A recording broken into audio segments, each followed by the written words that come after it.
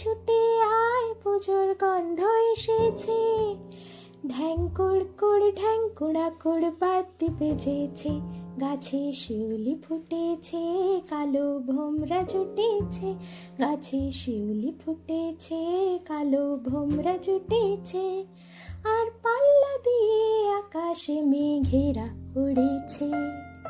ও আয় রে ছুটে আয় পুজোর গন্ধ এসেছে, পুজোর গন্ধ এসেছে। नमस्कार, ये है फलक की कहानियों का अद्भुत संसार। किस्सा कहानी, कहानियाँ जिनमें हम लिखते हैं खुद को। मैं हूँ गार्गी विद्यांत और आज आपको सुनाने जा रही हूँ अपनी ही लिखी एक कहानी जिसका शीर्षक है दुग्गा दुग्गा। खिड़की के पास सटे हुए पलंग पर घुटने गढ़ाए खिड़की की रॉड को पकड़े वो अनमने मन से बाहर देख रही थी। बाहर दुधिया चांदनी बिखरी थी। धान के खेत दिन भर तपने के बाद चांदनी की सफेद चादर ओढ़े ऊंघ रहे थे। खेतों के उस पार काश फूलों के साम्राज्य के ठीक पीछे रेलवे लाइन की तारें चांदनी में चमक रही थीं। ईशा की नमाज अदायगी हो चुकी थी। उसे जाने क्यों माइक से आते मौलवी की आवाज में नमाज की धुन अच्छी लगती थी। कुछ कुछ तो उसे ज़बानी याद भी हो गई थी। खिड़की के ठीक बाएं तरफ अमरूद के पेड़ में कुछ आवाज हुई। शायद चमगादड़ों ने आज अमरूदों की दावत अभी से उड़ानी शुरू कर दी थी। मगर उसकी आंखें आज उदास थीं। तभी रेलवे ट्रैक में हलचल हुई और रोशनी के डिब्बों की कतार तेज रफ्तार से गुजर गई उसकी आंखों के सामने। उसे रोज रोशनी के इन डब्बों को आते जाते देखना बड़ा अच्छा लगता था, पर आज नहीं लगा। तभी मां की आवाज आई, शोनाई चौल मा शुते चौल एबार। शोनाई चल बेटा, सोने का वक्त हो गया।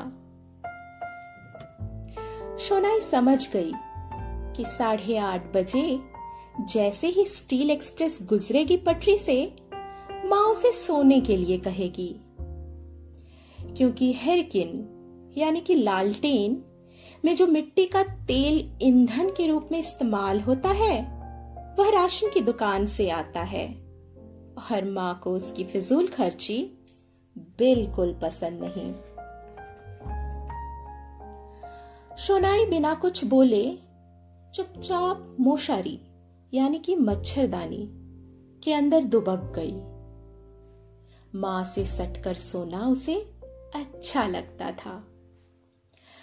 दिन भर के हजारों काम अकेले निपटाकर मां जब रात में शोनाई के साथ उसके बगल में सोती, शोनाई को वह पल पूरे दिन में सबसे प्रिय होता। पूरे दिन मां को वक्त ही कहां मिलता था कामों से कि शोनाई के पास आकर बैठ सके। अचानक उसके हाथों में मां के गीले आंचल का स्पर्श हुआ। शायद रात के बर्तन धोते हुए गीले हो गए होंगे। शोनाई की आंखों से तो मानो आज नींद ने कट्टी ही कर ली थी। वो एक टक खिड़की से बाहर देखे जा रही थी। चांदनी अब भी खिड़की के रास्ते मोशारी से छनकर उसके पैरों को चूम रही थी। घुटनों तक उसके फ्रॉक के नीचे दुबले पैर के हिस्से चांदनी की रोशनी से सफेद चमक रहे थे। 10 वर्षीय शोनाई का मन आज शाम से ही उदास था। मोहल्ले में दुर्गा पूजा का पंडाल बनने के लिए एक बड़े से ट्रक में ढेर सारे बांस लाए गए थे। उसने देखा तो नहीं था, पर रिमली ने उसे बताया था। यानी अब कुछ ही दिनों का इंतजार बाकी रह गया था। माँ दुर्गा आने वाली थी उनके मोहल्ले में। पर ये क्या? ये तो खुशी की बात थी। फिर शोनाई उदास क्यों? रिमली, मीमी, रिंकी और पियाली, उसकी सब सहेलियों के एक नहीं 3-4 नए फ्रॉक हो चुके थे और शोनाई के पास अब तक एक भी नया फ्रॉक नहीं था पूजा में पहनने के लिए। माँ से मनुहार की थी शोनाई ने, पर माँ ने हर बार की तरह कहा, शोनाई, तेरे बाबा इस बार भी पूजा में नहीं आएंगे बच्चे। वो दूर राजस्थान के किसी क्षेत्र में है, छुट्टी नहीं मिली है। शायद मनी ऑर्डर भी इस बार देर से ही मिले। तू ही बता माँ, मैं कैसे 1 महीने के पैसे से 2 महीने का खर्च चलाऊं? तेरी ट्यूशन की फीस, घर का भाड़ा, राशन, सब्जी, दूध, सब कैसे मैनेज करूं बता? मेरी गुड़िया, तेरे पास पिछले साल की गुलाबी बूटीदार फ्रॉक रखी है ना? मेरी प्यारी बच्ची, इस बार उसी से काम चला लेना। वो तो बिल्कुल ही नई है। बाबा का मनी ऑर्डर आते ही मैं तुझे काली पूजा में 1 नहीं 2 फ्रॉक दिलाऊंगी। इस बार जिद न कर मेरी बच्ची। कहते कहते माँ की आंखें छल छल आ गई और जाने क्यों छोटी शोनाई माँ के आंसू देख एकदम बड़ों सी गंभीर हो गई। कुछ न बोली आगे, चुपचाप किताबें खोल पढ़ने बैठ गई। शोनाई के बाबा एक सामान्य सरकारी नौकरी करते थे। उसने बचपन से बाबा को केवल 10-12 दिनों की छुट्टियों में ही घर पर अपने पास पाया था।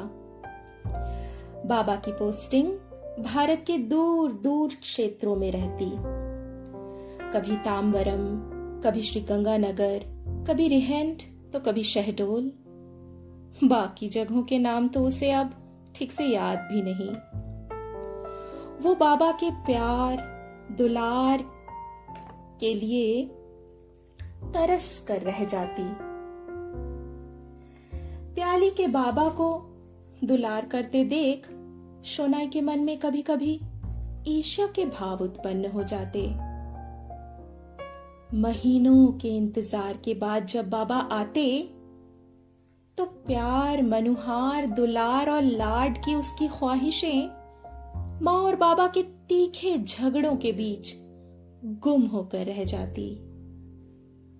माँ की आंखों से अविरल बहते आंसू देखकर वह भीतर तक कांप जाती। सोचती कि माँ बाबा इतने दिनों बाद मिलकर भी खुश क्यों नहीं है, लड़ाई क्यों कर रहे हैं? और उनकी लड़ाइयों का मर्म उसे केवल इतना ही समझ आता कि बाबा के पास माँ को घर का खर्चा देने के लिए पैसों की कमी है और माँ को अकेले परिवार चलाने के लिए पैसों की सख्त दरकार। लेटे लेटे ही शोनाई को रिमली की लाल और सुनहरी कढ़ाई की फ्रॉक दिखाई दे रही थी। वही रिंकी ने इस बार लहंगा लिया था, आसमानी रंग का। मिमी को इस बार पूजा में कत्थई रंग का पलाजो मिला था। लाल, सुनहरा, आसमानी, कत्थई रंग उसकी आंखों के सामने तैरने लगे। फिर माँ की बात याद कर उसकी आंखों के कोने से खारे बूंद टप टप कर तकिया गीला करने लगे।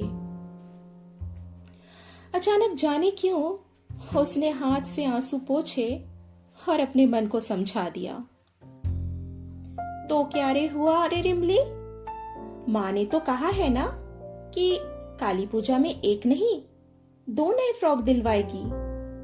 और वैसे भी दुर्गा माँ और काली माँ तो एक ही हुई ना, बस एक थोड़ी ज्यादा गुस्सैल है, जैसा कि नानी कहती है।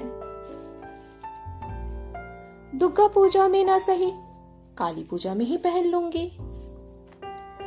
खुद से बातें कर उसे थोड़ा अच्छा लगा और वो माँ के गीले आंचल को पकड़कर सो गई। खारे पानी के सूखे दाग उसकी आंखों के कोने में चिपके रहे रात भर। आज ट्यूशन के बाद मिमी आई थी उसके घर। शोनाई के घर का अमरूद पूरे मोहल्ले में प्रसिद्ध है, चमगादड़ों का तो विशेष प्रिय। बातों बातों में मिमी ने शोनाई से कहा, জানিস এইবার বাবা বলেছে আমাদেরকে নবমীতে শহরে ঘোরাতে নিয়ে যাবে। जानती है इस बार बाबा ने कहा है कि हम सबको नवमी के दिन शहर घुमाने ले जाएंगे। ये सुनकर शोनाई चहक उठी। সত্যি কি মজা হবে বল। सच्ची क्या, कितने मजे होंगे ना। मिमी चली गई। शोनाई संध्या आरती के बाद यथारीति पढ़ने बैठ गई। पर माँ का मन क्यों अशांत हो उठा। वह सोचने लगी कि शोनाई मिमी के शहर जाने की बात सुनकर उदास होने की जगह खुश कैसे हो गई। कल तक जो बच्ची एक फ्रॉक न पाने को लेकर इतनी आहत थी, वह आज अचानक इतनी बड़ी कैसे हो गई। माँ का हृदय धक से रह गया। आज दुर्गा पूजा की पंचमी है। मोहल्ले का पंडाल माँ दुर्गा के स्वागत में पूरा तैयार खड़ा है। ढाकी भी पधार गए हैं। मोहल्ले के बच्चे पंडाल के पास नाच कूद रहे हैं। संध्या होने वाली है। जनरेटर भी चल पड़ा। चारों ओर रंग बिरंगी रोशनी छिटक गई। पंडाल के भीतर माँ दुर्गा की एक चालाकी प्रतिमा थी, जिसका चेहरा अखबार से ढका था, पर शोला से बने उनके कपड़े और अस्त्र शस्त्र रोशनी से जगमगा रहे थे। माँ की गहरे लाल रंग की साड़ी पर लगे चमकीले सितारे रोशनी में चमक उठे। माँ सरस्वती की हरी साड़ी और माँ लक्ष्मी की पीली साड़ी भी चम चम खिल रही थी। गणेश बाबा जी की सफेद धोती और कार्तिक महाराज जी की नीली धोती भी खूब फब रही थी। पर शोनाई और उसकी सखियों को माँ दुर्गा के पैरों पर घायल पड़े महिषासुर में दिलचस्पी ज्यादा थी। दुष्ट कहीं का, बहुत मशको था कर। सारी सखियां महिषासुर को देखकर बोल पड़ी और खिलखिलाकर हंस दी। शोनाई घर लौटी तो देखा माँ तुलसी मंच पर शंख ध्वनि करके संध्या आरती कर रही हैं। वह चुपचाप हैरिकिन की रोशनी बढ़ाकर पढ़ने बैठ गई। उसे पता ही नहीं चला कब माँ आकर उसके बगल में बैठ गई हैं। उसने माँ की ओर देखा तो माँ ने उसके माथे पर हाथ फेरते हुए कहा, किरे शोनाई, কেমন হয়েছে দুর্গা ঠাকুর এইবার? क्यों रे सोनाई, इस बार माँ दुर्गा की प्रतिमा कैसी बनी है? সোনাই ने आंखें चमकाकर कहा, কি ভালো হয়েছে মা, কিন্তু মহিষাসুরটা সব থেকে মজার। बहुत प्यारी प्रतिमा बनी है इस बार माँ, लेकिन महिषासुर सबसे ज्यादा मजेदार बना है। और माँ बेटी खिलखिलाकर हंस पड़ी। माँ ने अचानक सोनाई के हाथों में एक पैकेट पकड़ा दिया। सोनाई ने अवाक होकर पैकेट खोला तो उसकी आंखों में करोड़ों तारों की चमक बिखर गई। नारंगी नक्काशेदार कॉटन की फ्रॉक। वह खिलखिलाकर उछल पड़ी खुशी से। माँ की ओर देखा तो माँ भी लाड दिखाते हुए मुस्कुरा दी। सोनाई ने फ्रॉक पहनी और गोल गोल घूमने लगी खुशी से। माँ से गले लगकर उसने उनके गाल और नाक को चूम लिया। आनंद के पलों को जीने के बाद अचानक सोनाई को होश आया। उसने गौर से अपनी फ्रॉक की ओर देखा और पाया कि जिस फ्रॉक को पहनकर वह झूम रही है वह तो माँ की सबसे प्रिय साड़ी को काटकर बनाई गई है। वही साड़ी जिसे माँ ने थोड़े थोड़े पैसे जमा कर अपने लिए बड़े शौक से शहर से खरीदा था। अचानक सोनाई गंभीर हो गई और माँ की ओर देखकर बोली, মা, তোমার ওই শাড়িটা তুমি আমার ফ্রকের জন্য কেটে ফেললে? माँ, तुमने अपनी साड़ी मेरी फ्रॉक बनाने के लिए कटवा दी? माँ ने उठकर सोनाई को बाहों में भरते हुए कहा, तेरी खुशी के आगे मेरी साड़ी क्या चीज है रे? और वैसे भी साड़ी तो है ना, बस फ्रॉक बन गई। सोनाई निशब्द हो माँ के आगोश में डूबकी रही। उसे एहसास होने लगा कि माँ की आंखें गीली हो गई हैं, खारे पानी से लबालब भरी हुई। दोनों माँ बेटी चुप थी। लालटेन की धीमी रोशनी कमरे में अब भी छिटक रही थी। आज महाअष्टमी है। पंडाल में खूब भीड़ है। पंडित जी अंजलि दिलवा रहे थे। रिमली, रिंकी, मीमी और सोनाई हाथों में अंजलि के फूल लिए नमस्कार की मुद्रा में सबसे आगे की कतार में खड़ी थीं। सोनाई के घुटनों तक फैली घेरदार नारंगी फ्रॉक उसकी कत्थई आंखों को और अधिक सुरमई बना रही थी। गेहुआ वर्ण, 2 चुटिया और नारंगी रंग की मैचिंग बिंदी, चूड़ी और बालों में नारंगी रंग का फीता पहने सोनाई आज किसी गुड़िया सी लग रही थी। रिमली की लाल सुनहरी फ्रॉक, रिंकी का आसमानी लहंगा, मीमी की कत्थई पलाजो रंगों और खुशियों के मेले सा लग रहा था, जिसकी चमक माँ दुर्गा के चेहरे से भी छलक रहे थे। और हो भी क्यों ना, आखिर माँ अपने बच्चों की खुशी में ही तो खुश होती है, चाहे मिट्टी की प्रतिमा हो या हाड़ मांस की सजीवा। इधर इन सखियों को तो महिषासुर में ही दिलचस्पी है। दोनों हाथों को कपाल से टिकाए आंखें बंद कर चारों सखियों ने माँ दुर्गा को मन ही मन धन्यवाद दिया। सोनाई ने सामने खड़ी माँ दुर्गा के साथ साथ घर पर काम निपटा रही अपनी मां जननी को भी मन से शुक्रिया किया। फिर चारों महिषासुर की ओर देखकर बोल पड़ी, दुष्ट महिषासुर, ठीक হয়েছে মা বধ করেছে। दुष्ट महिषासुर, अच्छा हुआ मां ने तेरा वध कर दिया। और खिलखिलाकर हंस पड़ी एक साथ।